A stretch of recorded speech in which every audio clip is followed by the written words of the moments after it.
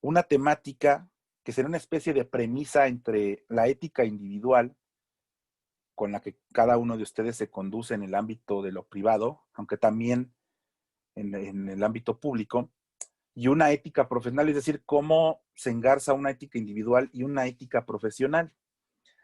Y en este caso, este tema de la identidad personal y la identidad colectiva, pues podríamos decir que uno de los principales puentes es el concepto de persona. Y este, pues es un concepto filosófico, particularmente creo que es un concepto más bien metafísico, porque no pertenece a ninguna teoría de las ciencias empíricas como la sociología o la psicología, aunque esta habla no necesariamente de persona, sino de personalidad. Más bien, su elucidación corresponde pues a una rama de la filosofía. Estoy hablando del concepto de persona, ¿no? La elucidación del concepto de persona pertenece más al discurso filosófico y por lo general las teorías de las ciencias sociales empíricas pues presuponen algún concepto de persona construido en el más o menos en el campo de la filosofía. Y entre los problemas que suscita el concepto filosófico de persona está el de la identidad de los individuos, ¿no? Quiero decir, individuos de la especie humana. ¿Qué es lo que les da su identidad específicamente? Es decir, por una parte, ¿qué los hace ser las personas que son y qué los hace distintos de todas las otras personas? Y por otro lado, ¿qué es lo que hace que una persona a los 50 años sea la misma que era a los 20 años, aunque tal vez con rasgos psicológicos distintos? O puede ser 30 años después realmente una persona distinta. También surgen otros cuestionamientos muy interesantes. Adoptar una identidad colectiva, por ejemplo, una identidad del gremio de los archivistas, contraviene a la identidad personal de cada quien, o la reforma, o se fusiona. ¿Mm? Y quiero traer a colación un ejemplo cinematográfico. Eh, no sé si alguno de ustedes vio esta cinta, Danza con Lobos, la multipremiada cinta Danza con Lobos, basada en la novela de Michael Blake, pero que fue dirigida y estelarizada por Kevin Costner en los 90. Bueno, en esta cinta hay un momento crucial en el que el personaje principal tiene remordimientos de conciencia por haber matado a un soldado blanco, ¿no? Él, el personaje de esta cinta, es un ex militar blanco. Entonces mata a un soldado blanco que de hecho era ex colega de él. Aunque desde hace tiempo este ex soldado, este ex militar, vivía como miembro de una comunidad indígena. Una comunidad que además era constantemente asediada y hostilizada por los blancos. El viejo sabio de la tribu, pues cuando se percata de la angustia del ex militar, lo tranquiliza haciéndole ver que él ya es otra persona. Ya no es la persona que era en su vida como militar. Ya no es el teniente John Dunbar. Ahora es Danza con Lobos. Danza con Lobos es el nombre que la tribu le había dado y que él había asumido como propio. Pero no se trataba solo de nombrarlo de una manera diferente a la usanza de los indígenas, sino que ese nombre se refería a una persona realmente distinta, a un miembro de la tribu, quien tenía ya una familia engendrada en la comunidad indígena, quien compartía con el resto de la comunidad creencias, costumbres y prácticas, y quien había tenido que matar en su propia defensa personal y en defensa de la tribu, que ahora era su tribu. Por consiguiente, no había razón para condenar moralmente a Danza con Lobos. Él, ahora Danza con Lobos, a diferencia de su antiguo yo, John Dunbar, pues no tenía por qué sufrir ningún remordimiento de conciencia. Ahora, ¿es razonable este planteamiento? ¿Es posible hablar de un cambio real de persona y no solo de un cambio aparente? O sea, un cambio de nombre, de costumbres, de ambiente o de personalidad. En este caso, la distinción que hace la psicología entre persona y personalidad pues es muy interesante, ¿no? Para ir despejando este asunto. Yo puedo tener una personalidad amable y agresiva, o tímida, o muy sociable, pero mi desarrollo personal, que es algo muy diferente, por ejemplo, pues, circunstancias de vida o terapias psicológicas, pues pueden producir cambios en mi personalidad. Puedo ser menos tímido o adquirir mayor seguridad en mí mismo y ser menos agresivo. ¿Mm? Pero serían rasgos de una misma persona, aunque lo más usual es que un individuo de la especie humana sea la misma persona a lo largo de toda su vida. Es posible entonces que en ciertas circunstancias que ese mismo individuo pues sea dos personas distintas en momentos diferentes de su vida. La razón fundamental, como en el caso de Danza con Lobos, es que el individuo cambia radicalmente de medio social, pues bajo ciertas condiciones, pues el contexto social, las relaciones del individuo, las maneras en que los otros lo ven, lo conciben y lo tratan, así como las formas en las que el propio individuo se representa a sí mismo, son factores determinantes de lo que una persona es o sea, o que sea y se haya conformado su identidad. Sobre este último punto, les puedo mencionar rápidamente otro ejemplo ahora del cine nacional, y es de una cinta de ese humor soso, ochentero, ¿no? En la década de los ochentas en México se hacían películas de comicidad con dos claros y distintos sentidos del humor. Ese humor blanco y simplón y el humor pícaro del cine de ficheras. Bueno, una de esas cintas eh, y una de las actrices de comedia de ese humor más bobalicón fue Marilena Velasco con su personaje de siempre, la India María. Bueno, ella filmó una película llamada Ni Chana ni Juana. Como el dicho popular, si no es Chana, es Juana y si no su hermana. Y de hecho trata precisamente de dos hermanas.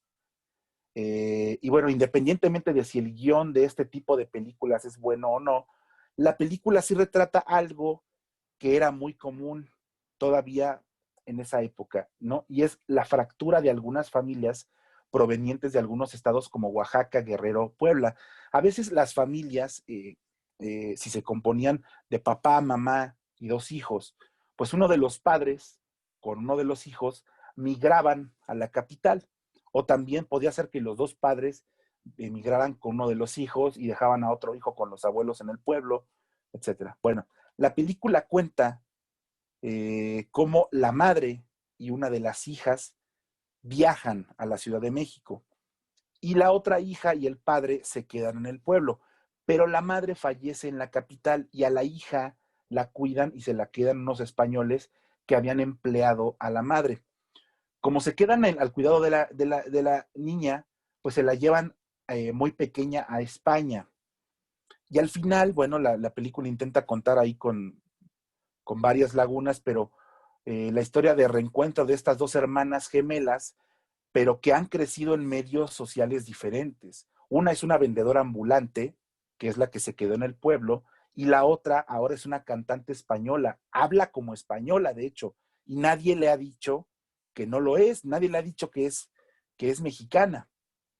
Entonces, bueno, la idea central entonces pues es que las culturas, pero también el contexto social, la mirada y el trato de los otros, pues son constitutivos de la identidad personal de los miembros de una comunidad, al grado de que es razonable pensar que en ciertos casos un cambio radical de cultura en la que vive una persona lo lleve a un cambio de su identidad, ¿no? Entonces, si las culturas son tan importantes para la identidad de las personas, pues esto constituye una razón más a favor del llamado derecho a la diferencia, es decir, del derecho a pertenecer a una cierta cultura o a un estrato cultural incluso, y a disfrutar de las condiciones apropiadas para que ésta se preserve, se desarrolle y florezca, de acuerdo con las decisiones que sus miembros tomen, pues de una manera autónoma, ¿no?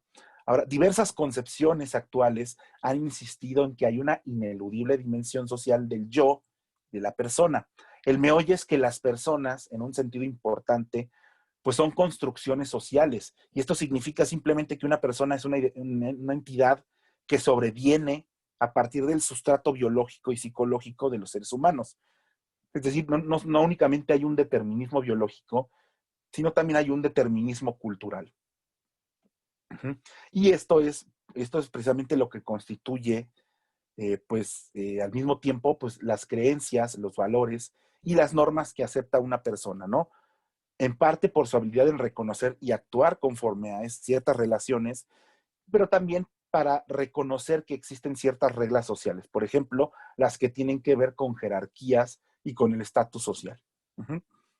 De esta manera, pues en el primer ejemplo, en el de Danza con Lobos, si bien John Dunbar y Danza con Lobos son nombres que designan al mismo cuerpo, al mismo ente corpóreo, quiero decir, aunque en diferentes tiempos, y aunque Danza con Lobos tenga memoria y recuerdos de la época en la que fue John Dunbar, el exmilitar blanco, pues la persona que era John Dunbar, en efecto, como exsoldado, y quizá como traidor de su comunidad de militares blancos, pero en cambio ese mismo cuerpo es, digamos, constituido como una persona diferente por la comunidad de indígenas y por el propio individuo que se concibe a sí mismo como uno de ellos, digamos que comparte creencias, valores, normas y comprende y es competente en el manejo de los símbolos y de los complejos significados de esta sociedad indígena, así como de sus diferentes prácticas económicas, religiosas, educativas. Podríamos decir que hubo una especie de decisión entre el yo que fue antes y el yo que es ahora, ¿no? Y digamos que estos cambios que ahora son incomprensibles para sus excompañeros blancos, ¿no? Lo que es igualmente importante, ahora los indígenas lo ven y lo tratan y lo admiten como uno de ellos. Es decir, no importa que él se asuma únicamente como parte de la comunidad, sino que también la comunidad lo acepte como tal. ¿Sí? Ahora, también el cuerpo cambia, ¿no? Nuestra piel se regenera en sus capas más exteriores a lo largo de 30 días. Las serpientes mudan completamente de piel en un solo proceso de golpe, ¿no? Que es la ecdisis. Nuestro entorno también cambia. Es extraño hablar de que visitamos un mismo lugar una y otra vez, pero aunque si somos estrictos, pues ese lugar no es el mismo, ni en su posición, porque la Tierra gira y nuestro sistema solar también lo hace. Y esta idea de un devenir no es para nada nueva, ¿no? Heráclito, un filósofo presocrático, pues hacía referencia a la realidad como un flujo perpetuo, y es decir, al hecho de que todas las cosas se generan y perecen. Esto quiere decir que todas las cosas fluyen. Y a él se le atribuye, de hecho, la frase, en los mismos ríos no podrías bañarte dos veces. ¿Por qué? En el río persiste una corriente y en ella constantemente están afluyendo aguas distintas. Detrás de este pensamiento, pues está la idea de que el origen de las cosas es la transformación, una especie de ley universal del devenir. Ahora, si bien para Heráclito todo esto está en un estado de devenir y flujo y nada es estable, digamos, aunque en realidad para él hay una sustancia que permanece de la cual provienen todas las cosas por transformaciones naturales, que es el fuego cósmico, pero esto es otra cosa, ¿no?